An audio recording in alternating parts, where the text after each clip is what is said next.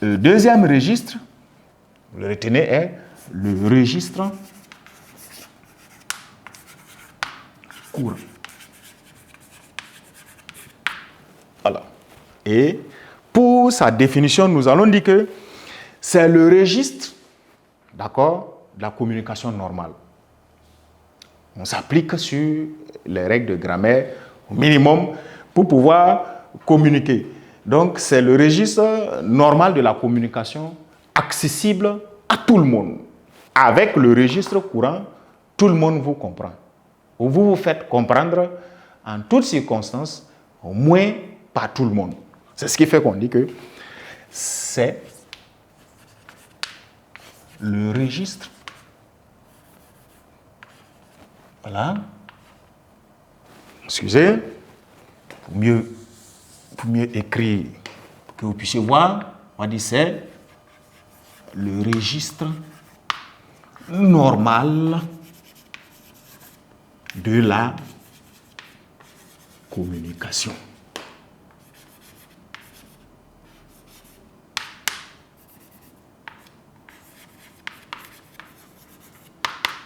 Et comme on a dit que c'est le registre normal de la communication, vous commencez à comprendre peut-être que si je vous en fais une suggestion, si vous voulez communiquer, employez le registre courant. Vous voulez communiquer pour vous faire comprendre, il faut employer le registre courant parce que de sa définition, il stipule que il est, ce registre-là, le registre normal de la communication. Tout le monde peut le comprendre. Voilà pourquoi on va ajouter en disant que tout le monde, d'accord, peut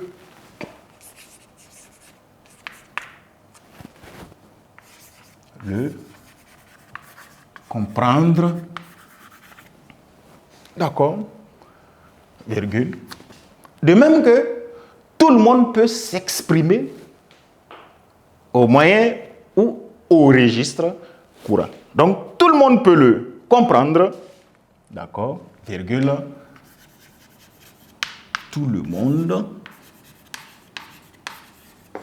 peut s'exprimer, voilà, au registre courant.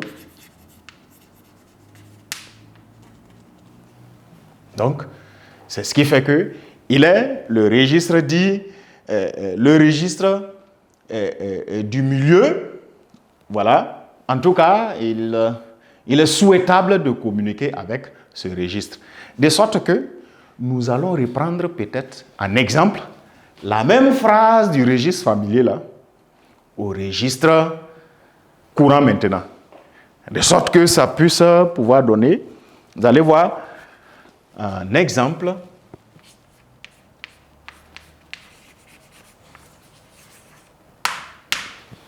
Puisque c'était une question, on va appeler un élément de question que tout le monde peut comprendre ou à travers lequel tout le monde peut s'exprimer. De sorte qu'on va dire, est-ce que c'est la voiture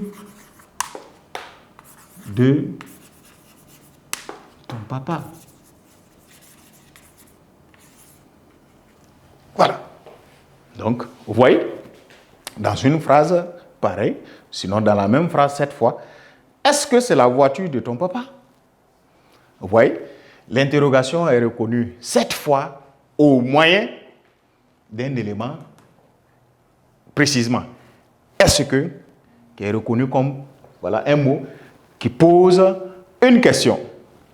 Le point d'interrogation, voilà, en le mettant ou en ne le mettant pas, même si par erreur il est effacé, on soupçonne que c'est a priori une question. Donc, est-ce que c'est la voiture de ton papa? Tout le monde connaît papa. Voilà, ouais. Tout le monde peut dire papa. Tout le monde peut comprendre papa. Voiture, tout le monde peut dire voiture et tout le monde peut comprendre voiture, ce qui n'est pas évident pour quelqu'un qui n'a pas l'habitude de s'exprimer avec ce registre-là, de reconnaître qu'une bagnole correspond à une voiture. Ce n'est pas évident.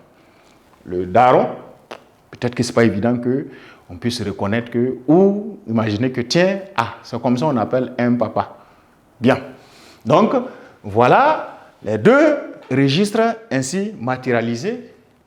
Nous avons dit qu'il y en a 3. Certainement le dernier maintenant qui vient, le registre soutenu que nous découvrons, d'accord? Voilà. À présent, là, si l'espace, vous voyez, il est bien dégagé. Nous allons fixer là, ou découvrir là, le 3e registre de langue qui est le registre soutenu. Voilà. Le registre soutenu.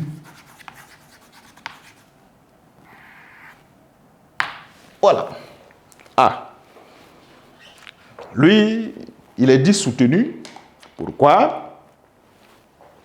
Il se définit, c'est parce qu'il se définit comme étant le registre des professionnels de la langue. Voilà, ceux qui parlent bien, correctement, vraiment, alors, sans défaut, la langue. Donc, c'est pourquoi on va simplement retenir que c'est le registre des professionnels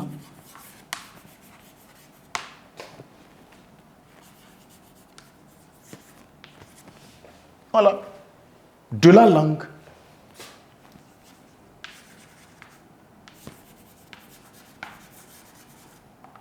Donc, le registre familier courant ont été définis de leur manière.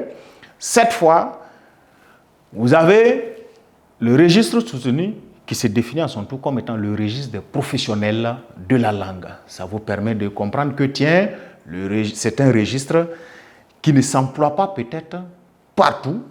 Et c'est pourquoi vous devez retenir qu'on l'utilise pendant les discours officiels, par exemple. Donc, on l'utilise pendant les discours officiels. Voilà. Les discours officiels, quand le chef de l'État doit s'adresser à la nation, ne peut pas venir parler au registre familier. Ce n'est pas évident que tout le monde puisse comprendre peut-être.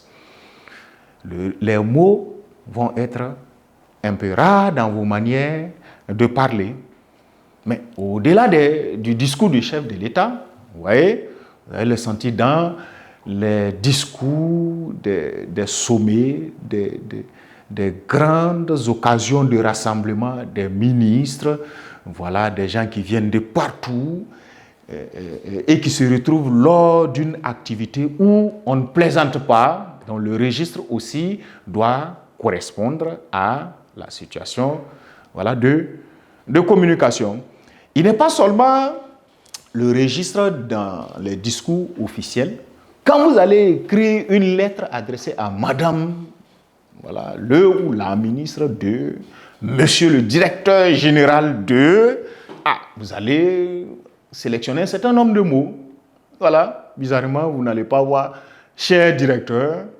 Voilà, quand vous avez certainement vu la lettre privée, la lettre officielle, vous avez vu que les manières de parler changent. Donc, dans les discours officiels, d'accord, on va dire la lettre officielle aussi, la lettre officielle, n'est-ce pas, etc. Donc, tout ce que vous pouvez imaginer comme situation de communication où on ne plaisante pas. On n'est pas entre amis, voilà. Et vous allez vous rendre compte qu'en dernière caractéristique de ce registre de langue-là, vous allez vous rendre compte, comme on le dit la plupart du temps, il montre une connaissance très poussée, très avancée de la langue. Voilà.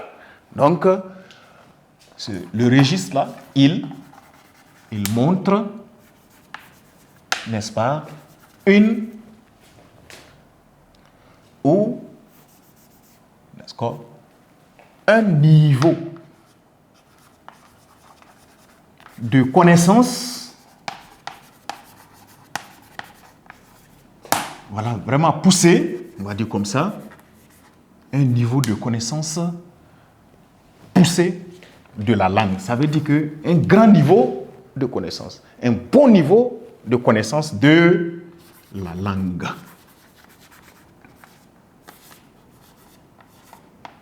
Voilà. C'est que le registre maintenant soutenu. Donc, et en dernière caractéristique qu'on peut ajouter, virgule, il a une particularité, ce registre-là, de sélectionner des mots qui sont rares. Voilà. Donc, on va dire avec des mots ou, n'est-ce pas, des expressions rares. C'est que vous allez entendre parler des expressions recherchées, voilà, des expressions d'un certain niveau. C'est ce qu'il faut comprendre dans des niveaux d'expression rares. Dans la lettre, l'exemple est très facile à voir. Dans la lettre privée, quand vous finissez d'écrire à votre tante, vous êtes sur la dernière et vous dites « Au revoir, tanti ». Voilà. Donc, sur ce, tanti, je te laisse. OK.